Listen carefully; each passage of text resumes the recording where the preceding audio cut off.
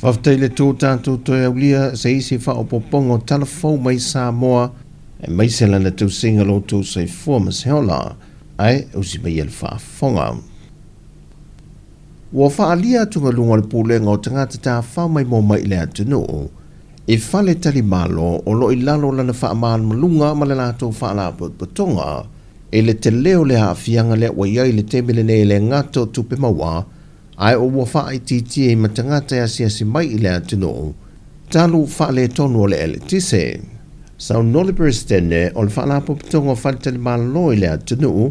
via i le toa Charlotte Chang Malprant. Ia ila bea ia whatan malo o whale aina ia o mea whai o whaia tato tu risi ta whawai o le mana o mea le pawa ia e tere lava le a whianga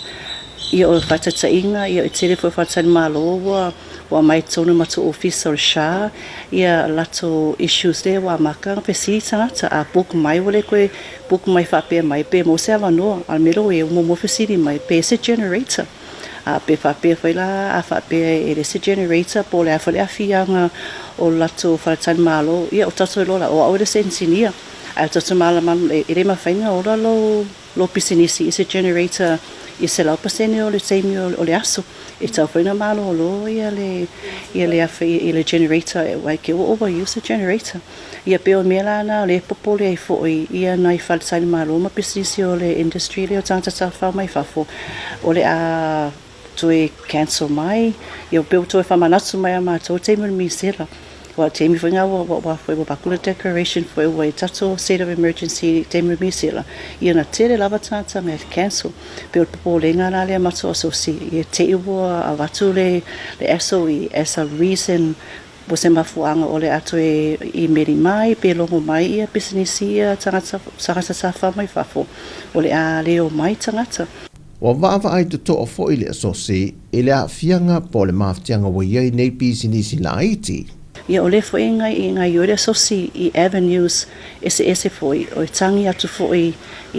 donor aid partners po a fo i mea mawhaina na apa tu ai fo i le asosi sosoani pe ese funding ia o le ta mawhai lava i tui lava i tō ese pe ese funding sosoani mai ai mese lava mato members po o business na itia e le mawhai ona afford pe mawhai fo ina ai mese lava i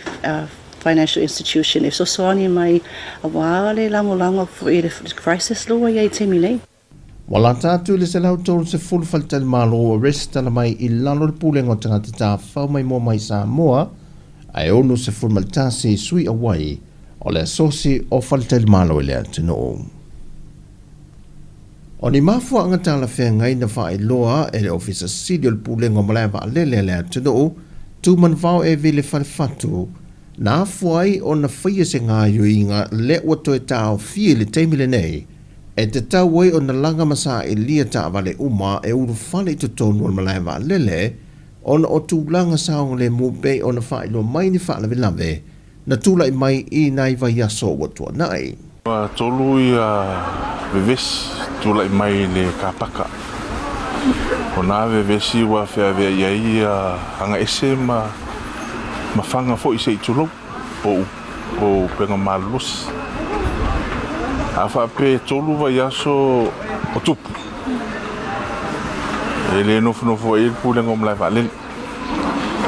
I lalo ai o lau tū la whono. A o wai atu o tau compromise le safety o le atu no. E ati au le malusi anga. E whaatino ai nisi added security measures. E safeguard ai le atu no. Ai o le hafuango le toi tāo fia ona o le lefe mālamla mai o nisi o le au whainga wenga, e le whaatinonga whaafosei, o le polo inga pe o le whaatuwina e le officer sili. O na morisila fia, e ila uliko tim, e le mawhai ona o whaia se ngā wenga, o wifa au, e se liko paces o mea malawa. Le officer sili o le pulenga o malaiwa lele le antino o, tūmanwao e vile whale whatu. O mōni mau le ofisa sili o le pūlenga o tinei mua le atino, tana wasa pe tone maunga, le tāua tele o le whengainga le o sai nia le vaiaso le nei, ma le vahengo le tinei mua le malo fiti, e ngā lulu e so tau awai, E na ia tutusa me tutia e la asia I lea teimi ma lea teimi leanga I atu le lumanai, ai maise fe whaasoa I leo to mai maanga waa, o awala e tale atuai I le ese esenga o ni tu ai ngā mū, te le pei titi, ma le maua me whai ngā ruenga tāla whengai, e tali atua I se whaalawe lave. Whai loa e tana wasa o se la asanga mā walunga le wa au sia nei, I le whengainga le wa sainia nei ngā lulue whaatasiai, ma le vaenga tine mua le malo fiti. E lalo le malienga o sainia,